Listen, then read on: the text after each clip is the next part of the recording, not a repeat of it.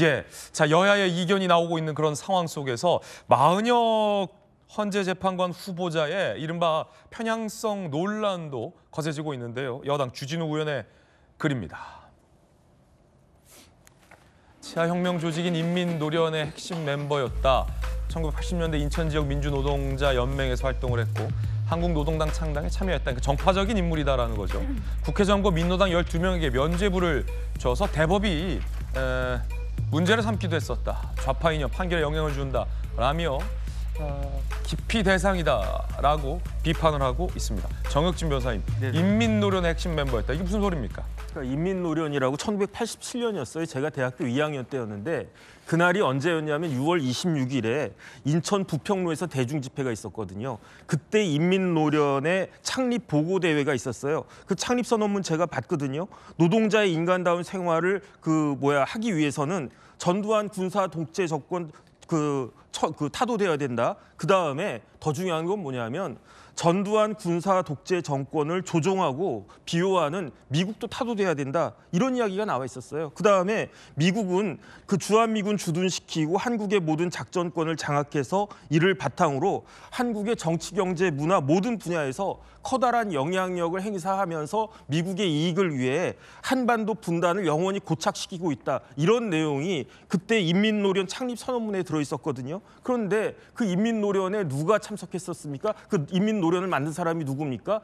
노회찬 전 의원이에요. 노회찬 전 의원하고 그다음에 주대환 선생이라고 이런 분들이 인민노련을 만들었는데 그런데 그 인민노련의 핵심 그 이론가가 누구였는가? 그때 20대 중반이었던 마은혁이라고 하는 사람이 인민노련의 핵심 이론가였다고 누가 이야기를 했는가? 주대환 씨가 이야기를 했어요. 주대환 씨가 뭐라고 이야기했느냐? 마은혁이 인민노련의 핵심 그 이론가였고 그다음에 조승수 전 의원도 마찬가지로 마은혁이 굉장히 중요한 역할을 많이 했다. 이런 이야기를 갖다 하지 않았습니까?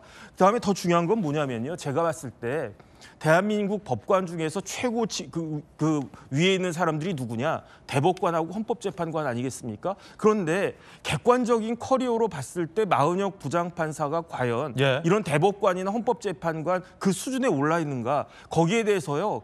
인정할 수 있는 그 법조인들은 많지 않을 거라고 생각을 합니다. 다른 걸 다 떠나가지고 사법연수원 기수가 마은혁 씨가 굉장히 사법시험에 30대 중반에 시험에 붙었기 때문에 나이는 제일 많지만은 그 연수원 기수는 29기거든요. 저보다 1년 선배예요. 그런데 어떻게 벌써 헌법재판관이 될 수가 있겠는가? 그다음에 그 사이에 굉장히 어떤 인상적인 유명한 그런 그 지위에 있었는가? 그렇지도 않거든요. 그렇다라고 하면 그 법조계에서는 사람들이 잘 알지도 못하는 마은혁 부장판사가 헌법재판관으로 왜 지명이 됐는가? 왜 선출이 됐는가? 그 이유는 딱 하나 아니냐? 이런 의심이 지금 갈 수밖에 없는 그런 상황인데 그런 마은혁 부장판사를 헌법재판관으로 임명시키기 위해서 이런 식의 그 무리한 일까지 벌이고 있다라고 하는 것에 대해서 우리 국민들이 더 화가 나지 않을 수밖에 없지 않나 그런 생각이 듭니다. 여권에서는 이 정파성과 인식 편향성이 지나치게 치우친 마은혁 후보자의 임명은 안 된다라며 반대하고 있는 상황입니다.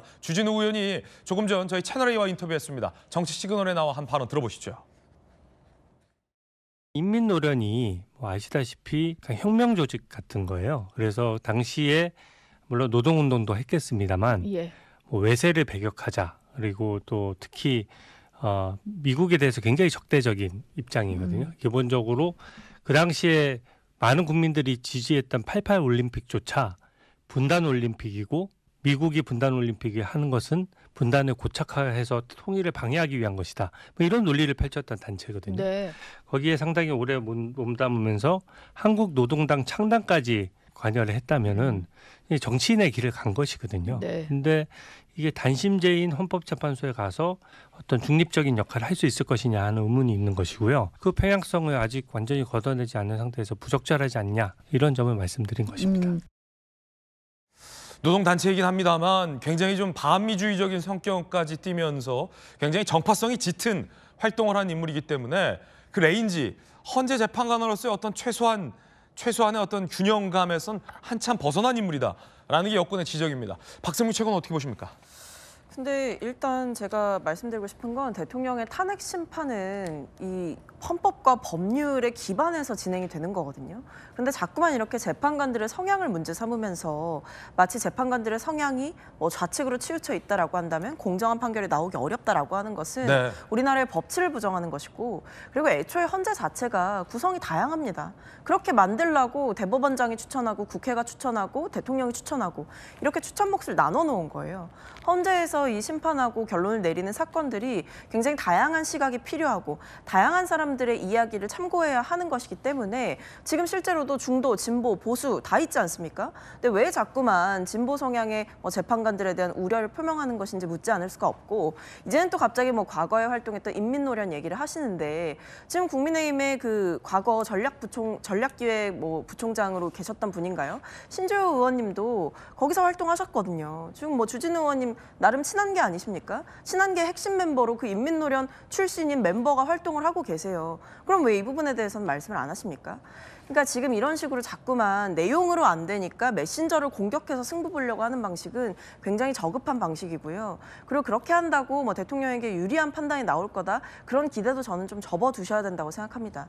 무엇보다 지금 상황에서 저는 보수 정치인들이 절대 해서는 안 되는 행동인 우리나라의 사법 질서의 근간을 흔드는 행동을 하고 있기 때문에 결과적으로 지금 이 모든 행동, 이 모든 비판과 헌재 재판관들을 공격하는 이 모든 행동은 결과적으로 어떤 판결이 헌재에서 나와도 거기에 이제 불복하겠다라는 의도가 저는 있어 보여요. 결국 지금 대통령 측에서, 그리고 최상목 권한대행 측도 심지어는 이 헌재 재판관을 임명하지 않는 부분에 대해서 명확한 근거를 제시를 못하고 있거든요. 그렇다면 왜 국민의힘과 민주당이 왜 합의한 공문을 보냈는지, 왜 헌법재판관 추천을 하겠다는 공문을 보냈는지, 여기에 대해서 최대행 측에서는 제대로 답변도 못하고, 대통령도 처음에는 부정선거 증거 차고 넘친다 하다가 막상 헌재 가니까 팩트체크 차원이었다, 이렇게 말 바꾸지 않습니까? 그러니까 이게 헌재에서 판판이 깨질 게 보이니까 헌재 재판관들을 공격하는 방식으로 전략을 바꿨다. 이러니까 우리나라의 사법 질서를 보수 진영에서 이렇게 나서서 무너뜨리는 게 맞느냐라는 비판이 나오는 겁니다.